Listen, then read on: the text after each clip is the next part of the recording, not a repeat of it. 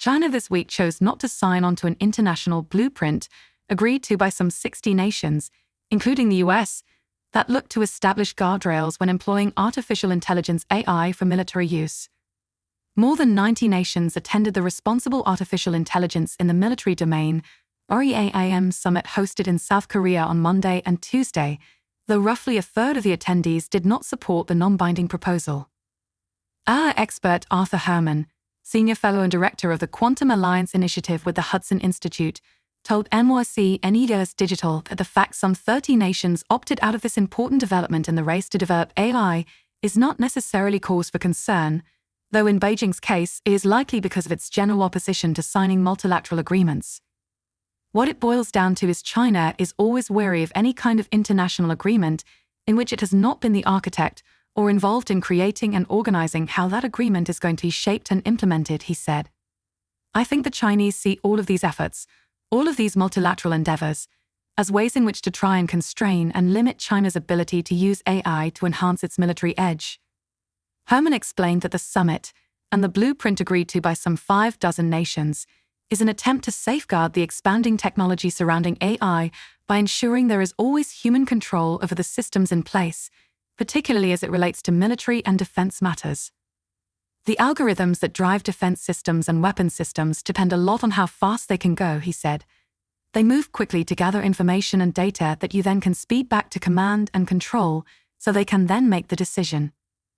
The speed with which AI moves, that's hugely important on the battlefield, he added. If the decision that the AI-driven system is making involves taking a human life, then you want it to be one in which it's a human being that makes the final call about a decision of that sort. Nations leading in AI development, like the US, have said maintaining a human element in serious battlefield decisions is hugely important to avoid mistaken casualties and prevent a machine-driven conflict. The summit, which was co-hosted by the Netherlands, Singapore, Kenya, and the United Kingdom, was the second of its kind after more than 60 nations attended the first meeting last year held in the Dutch capital.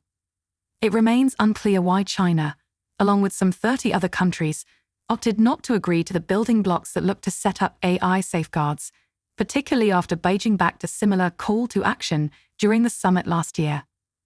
When pressed for details of the summit during a Wednesday press conference, Chinese Foreign Ministry spokesperson Ma Ning said that upon invitation, China sent a delegation to the summit where it elaborated on China's principles of AI governance.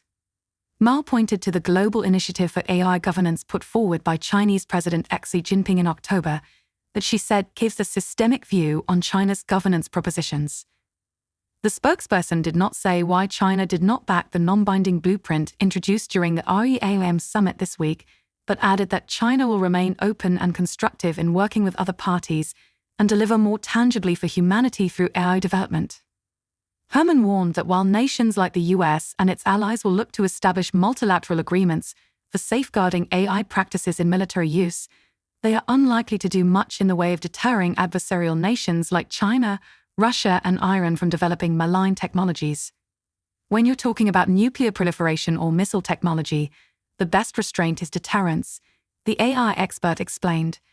He forced those who are determined to push ahead with the use of AI, even to the point of basically using AI as kind of an automatic kill mechanism. Thank you for watching. Don't forget to subscribe for more news updates. Hit subscribe for latest news.